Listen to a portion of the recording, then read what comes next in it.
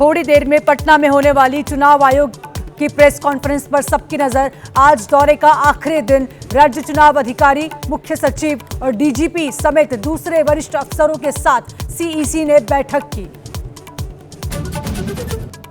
बिहार में चुनाव से पहले बुर्का पहनकर महिलाओं की वोटिंग पर तेज हुई सियासत। बीजेपी की मांग पर भड़की कांग्रेस। चुनाव आयोग ने बीजेपी की अपील, बुर्का पहनने महिलाओं की पहचान के लिए सख्ती से हो वोटर आईडी से मिलान।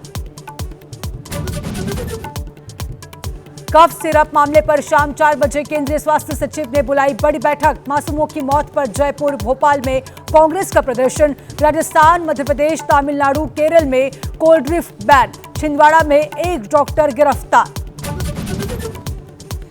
बरेली में हिंसा के आरोपियों पर जारी है बुलडोजर एक्शन। तौफीर रजा के करीबी डॉक्टर नफीस के बारात घर पर आज फिर हुई कार्रवाई। मौके पर भारी फोर्स तैनात।